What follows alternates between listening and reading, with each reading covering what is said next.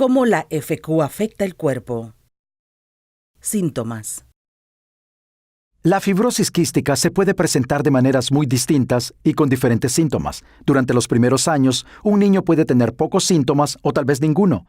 Estos varían según la edad, la gravedad de la enfermedad y qué tipo de enfermedad causante de mutaciones tiene el niño. La fibrosis quística afecta partes importantes del cuerpo.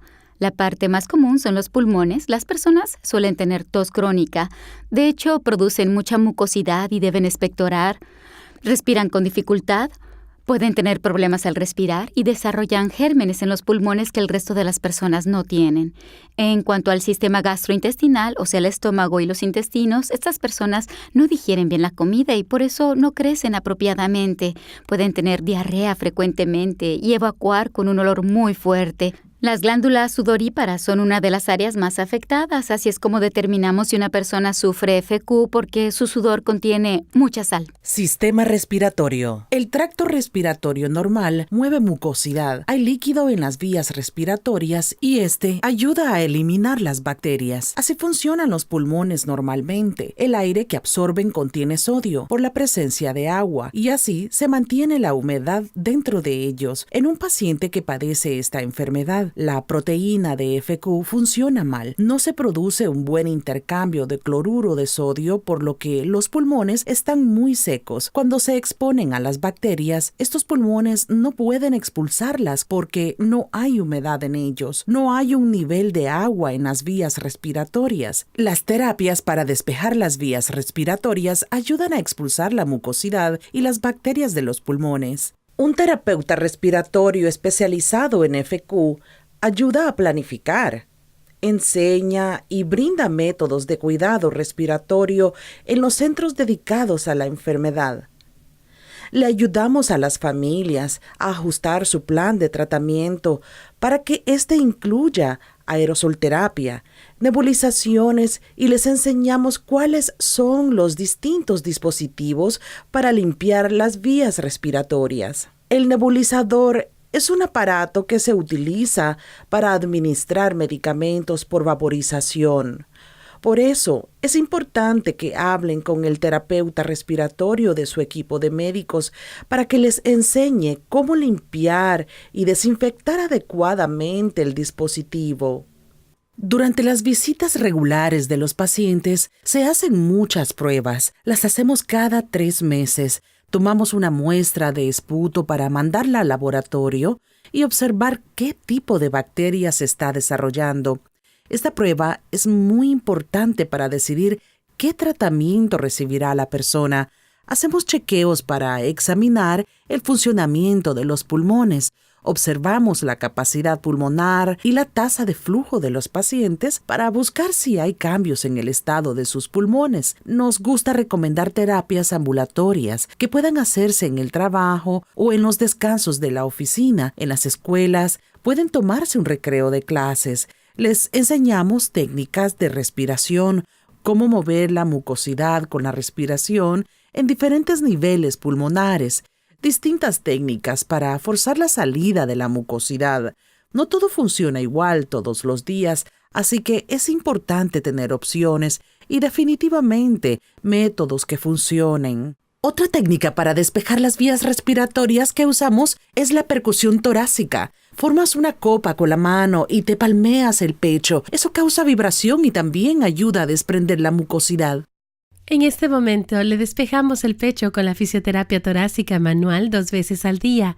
Cuando está enfermo, lo hacemos 4 veces al día con sus medicinas y la medicación que le suministramos con la nebulización. Le damos albuterol y si está enfermo, quizás alguna otra medicación. A veces nos lleva un poco más de tiempo, pero por lo general la terapia dura entre media hora y 1 hora. Estas son todas las técnicas que usamos. El ejercicio sirve también para despejar las vías respiratorias, así que yo recomiendo llevar un estilo de vida saludable e incorporar el ejercicio dentro de la rutina diaria. Sistema gastrointestinal. Un nutricionista especializado en FQ tiene la responsabilidad de que tanto pacientes niños como adultos crezcan adecuadamente y satisfagan sus necesidades nutricionales para que se mantengan saludables y tengan la energía que necesitan. En el estómago, los ácidos estomacales ayudan a desmenuzar la comida y luego la transportan al tracto intestinal. En este tracto, las enzimas del páncreas ayudan a desintegrar la comida en partes aún más pequeñas para que el tracto intestinal pueda absorberla y el cuerpo la utilice. En los pacientes que tienen fibrosis quística, muchas de estas características están alteradas. Los intestinos producen secreciones mucho más viscosas que causan estreñimiento y más dificultades para absorber la comida. Muchas personas producen deposiciones líquidas, presentan muchos síntomas de mala absorción de los alimentos, como flatulencias y dolor abdominal. Nosotros hablamos con las personas para conocer sus síntomas y ver cómo podemos ayudarles a normalizarlos, a darles la mayor comodidad posible y a que absorban los nutrientes como corresponde para que puedan tener un buen crecimiento. Para los casos de FQ, siempre recomendamos una dieta alta en proteínas, calorías y sodio. Estos pacientes tienen necesidades nutricionales mayores porque suelen contraer infecciones más seguido y los pulmones tienen que seguir funcionando. Además, estos pacientes suelen tener problemas para absorber los alimentos y no pueden incorporar todas las calorías, proteínas y otros nutrientes que ingieren, y por eso les damos un poco más para asegurarnos de que cuenten con los niveles necesarios. Con respecto al sodio, el defecto subyacente en la proteína CFTR libera el exceso de sodio y eso hay que compensarlo. Si no, se produciría un desequilibrio electrolítico, lo que causaría la deshidratación.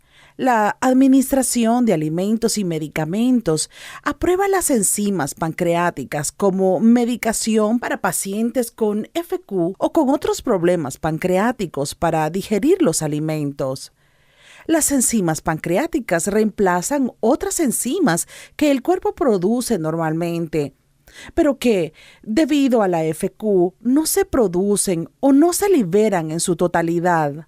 Luego de nuestra primera visita nos enteramos que Madeline obviamente necesitaría enzimas. Le suministramos las enzimas en cápsulas. Abrimos la cápsula, sacamos las pequeñas bolitas y las mezclamos con puré de manzana. Aprendimos ese truco en nuestra primera visita a la clínica. La nutricionista nos lo explicó. La cantidad de enzimas aumenta también porque a medida que los niños suben de peso y crecen, necesitan más.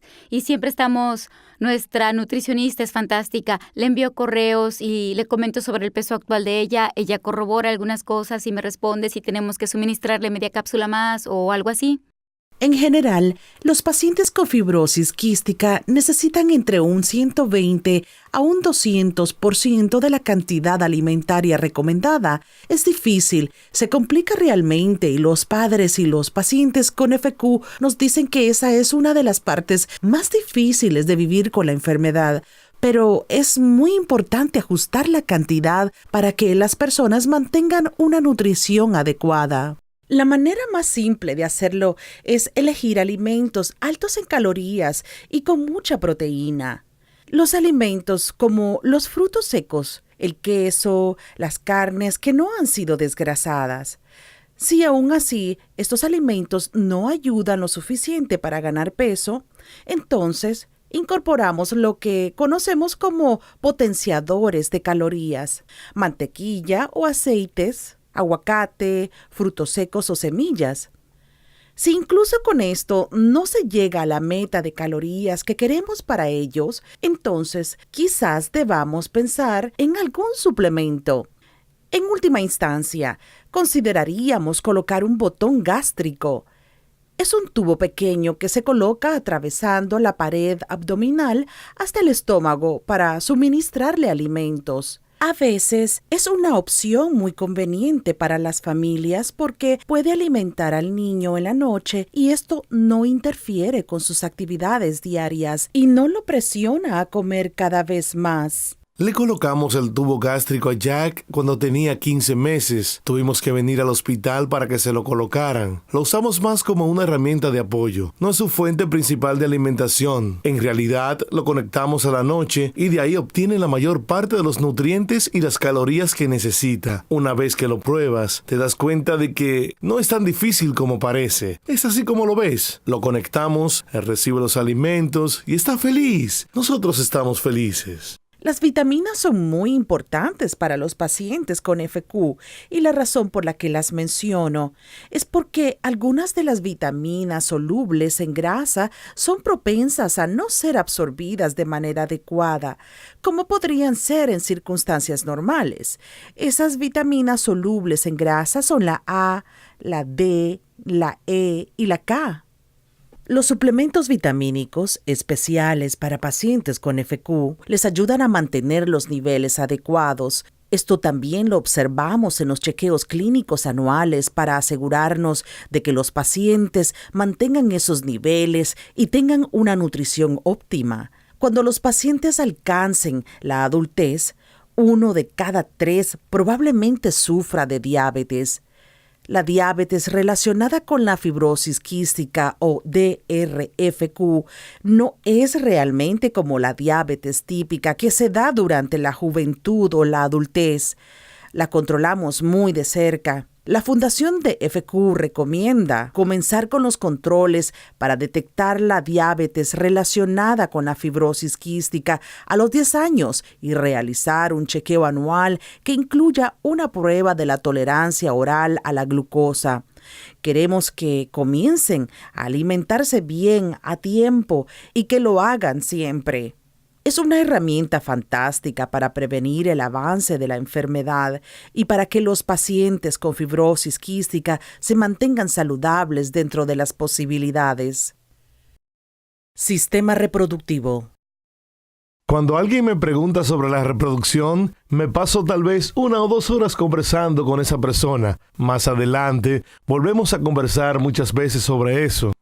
A la hora de planificar una familia, es importante que se comuniquen con frecuencia con el equipo médico para que puedan ayudarlos con consejos e información. Los pacientes hombres con fibrosis quística son menos fértiles, no se les desarrolla el conducto deferente y no hay manera de lograr la reproducción sin ayuda. En el caso de las mujeres con FQ, muchas tienen problemas para quedar embarazadas por unas secreciones viscosas que se producen debido a la enfermedad. Sin embargo, muchas pueden llegar a quedar embarazadas. Es una enfermedad muy complicada. Infecta, perjudica muchos órganos del cuerpo. Hay que hacer un gran esfuerzo para mantenerse saludable. La FQ puede perjudicar la vida del paciente de maneras muy diferentes. Por eso, si se utilizan estas tantas opciones, se puede mejorar la calidad de vida y lograr la estabilización general de la enfermedad.